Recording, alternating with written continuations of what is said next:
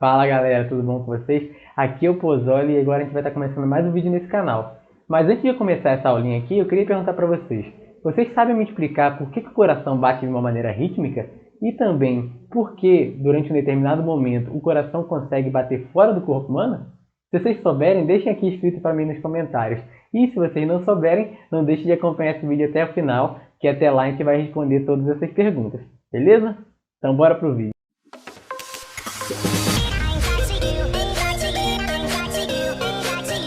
E primeiramente, né, galera, eu queria falar que as referências para esse vídeo são o livro, de Fisiologia Humana da Aires, o livro de Fisiologia Humana do Guyton e as aulas que eu tive aqui na faculdade. Todos esses livros estão aqui embaixo na descrição. Então vamos lá.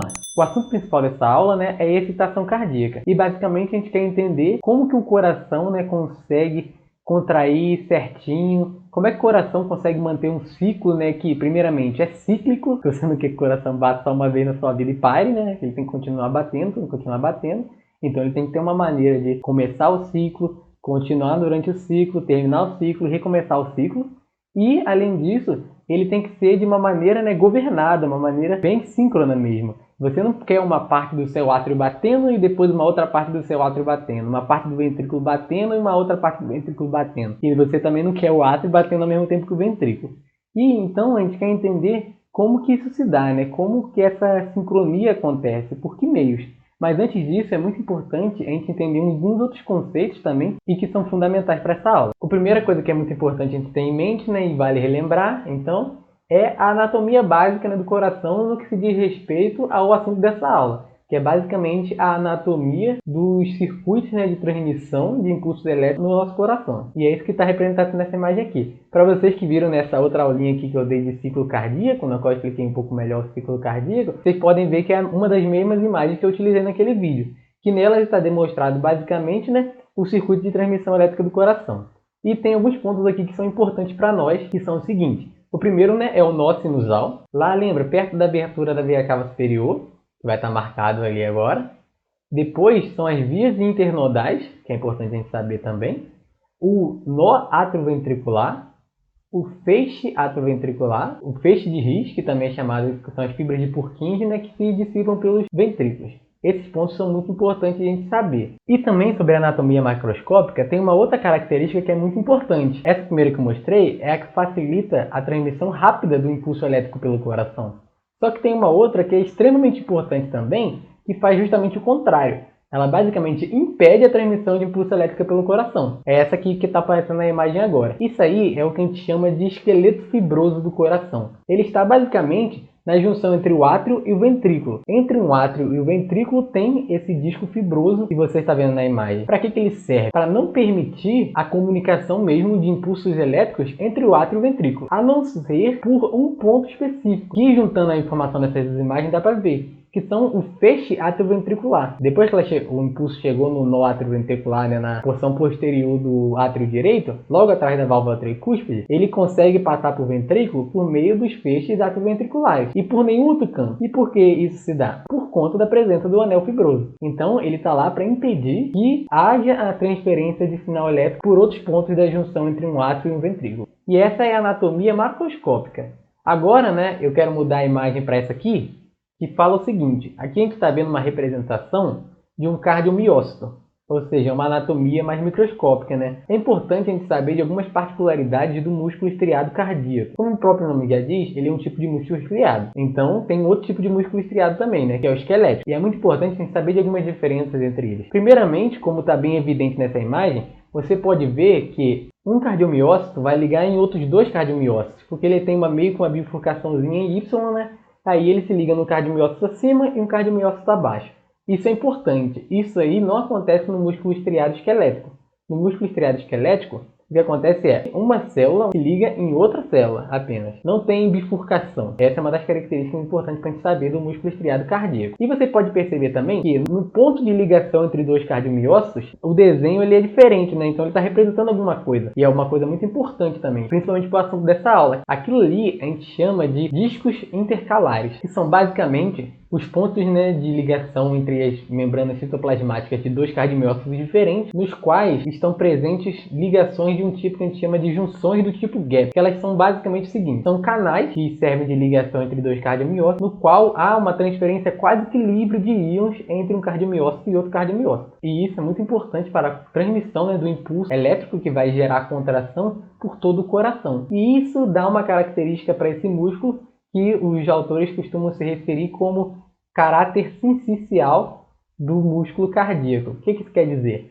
Que, embora eles sejam compostos, obviamente, de pequenas células, né, de pequenos cardiomiócitos, eles agem como se fosse porque eles têm essa ligação de íons entre eles. O impulso de contração consegue passar de maneira muito fluida entre eles, o que permite que ele se contraia de maneira única, de maneira sincronizada. Então a gente tem essas duas características que são muito importantes, que estão representadas na imagem, mas tem uma outra que não está representada na imagem, que diz respeito a uma outra característica, né, de todas as células, que é o seguinte: todas as células têm canais em sua membrana, né? A própria membrana, ela permite o transporte de substância entre elas, ou nega o transporte de substância entre elas, né, com aquela característica que a gente chama de permeabilidade seletiva. Mas eles também têm canais específicos para a transferência, né, de íons de um lado da membrana para o outro lado da membrana. Essa transferência pode ser ativa, né, gastando energia, ou pode ser passiva. Mas o que é importante a gente saber de 3 tipos de canais que estão presentes nos cardiomiócitos.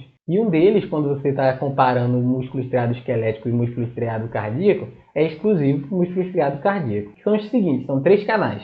O primeiro é um canal de sódio, que a gente chama de canal de sódio rápido, que ele está presente em muitas células e que está presente também no músculo estriado esquelético. O segundo, né, que é a exclusividade aqui que a gente está falando, que são os canais de cálcio do tipo L, ou que também são chamados de canais de sódio-cálcio lentos. E o terceiro, né, que é importante para nós aqui, que são os canais de potássio. Tem esses 3 tipos de canais que são importantes para a gente entender umas partes mais posteriores da aula. Então vamos lá para essa próxima parte, né? Agora que a gente já entendeu um pouquinho melhor da anatomia e dessas 3 características do músculo estriado cardíaco, nós podemos entender uma outra imagem, né? No caso, esse gráfico aqui que a gente está colocando agora. O que esse gráfico está representando? Esse gráfico está representando, né, a variação no tempo, né, no decorrer do tempo, do potencial elétrico no interior de uma célula do coração. Especificamente para esse gráfico, nós estamos falando de uma célula que possui a capacidade de ser autoexcitada e que está presente no nó sinusal. Ou seja, o que é isso de capacidade de ser autoexcitada? Isso é uma capacidade do coração que é essencial também para seu funcionamento. O coração, diferentemente do músculo estriado esquelético, por exemplo, ele não necessita de um impulso externo para que ele contraia. Se você for parar para pensar, o seu músculo estriado esquelético, ele responde a um sinal externo, né, que está chegando nele por conta de um neurônio que está vindo do cérebro.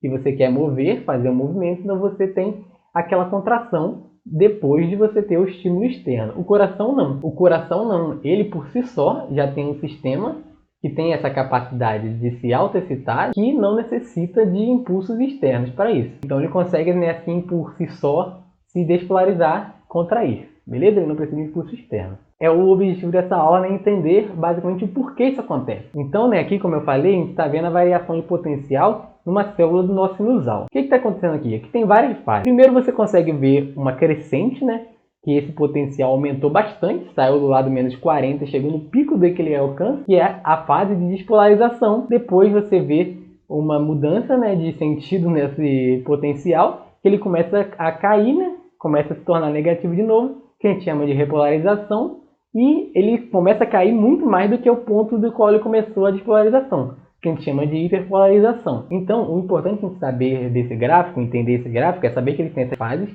e também saber que tipo daqueles canais que estão atuando em cada uma dessas fases para dar essa característica para esse gráfico. E é o seguinte: na fase de despolarização, depois que já alcançou o limiar, vou começar daqui para explicar. Depois que alcançou o limiar de menos 40 mV, você despolariza de uma vez só. Nessa fase é quando abre os canais de cálcio lento. É abrir o canal de cálcio lento, entra muitos, né, íons de cálcio para dentro da célula. E com isso eles trazem carga positiva, então o potencial da célula aumenta até chegar no pico. Depois, né, quando a gente está chegando no pico, você vê que tem uma diminuição da taxa de crescimento do potencial até que ela zera. Isso é basicamente porque os canais de cálcio já estão se fechando e começa a haver a abertura dos canais de potássio. Quando abre os canais de potássio, o potássio que estava dentro da célula tende a sair da célula, porque tem mais potássio dentro da célula do que fora. Então, isso seguindo o gradiente, né, de concentração, o potássio começa a sair. Então, você tem toda essa diminuição de novo do potencial da célula, e você pode ver que ele passa daquele ponto que serviu de limiar, né, que é o menos 40 volts.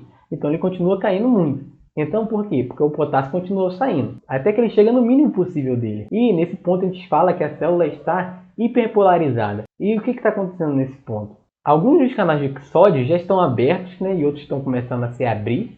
Então começa a entrar sódio de fora da célula para dentro da célula.